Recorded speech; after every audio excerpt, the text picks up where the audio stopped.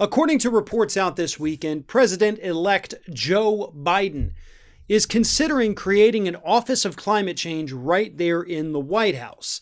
This would not be an official government agency, and therefore, whoever he puts in charge of it would not necessarily need to be approved by the Senate. Now, that's probably the best way to do this. However, that also means that they cannot enact any kind of policy. They can only put forward recommendations. So here's the issue I have with this. Two names have popped up of people that he's considering putting in this post. One of them is John Kerry. John Kerry's been around a long time. Senator, ran for president, Secretary of State. He's done all kinds of things. Good old boy, been around for a long time.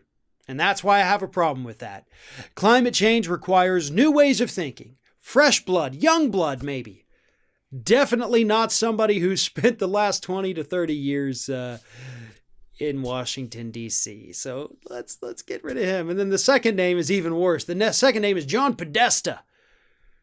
The guy who ran Hillary Clinton's campaign and did a really, really, really horrible job of it. He has also become somewhat of a boogeyman for Republicans. They love to throw out the name John Podesta, the Podesta emails.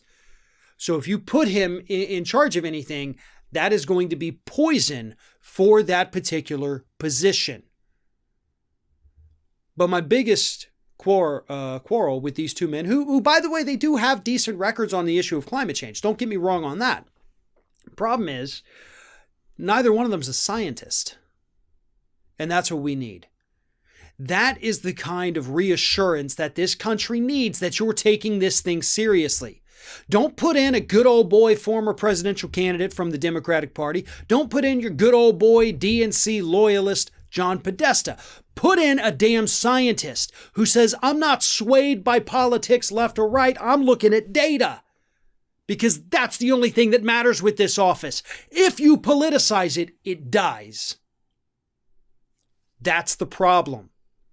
When you strip issues away from a candidate or a political party, majority of people in this country go progressive, including on the issue of climate change, including Republicans.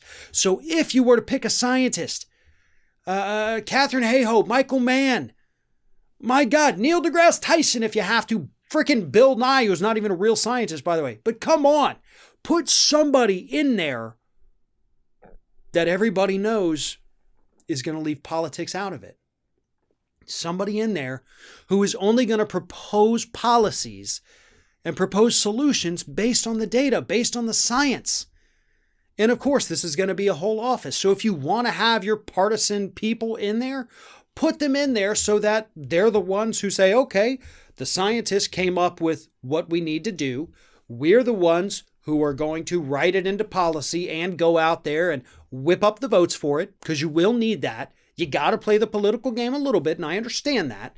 So that's what your office does. They play the political game. Then you staff it with some trial lawyers, not corporate lawyers, by the way.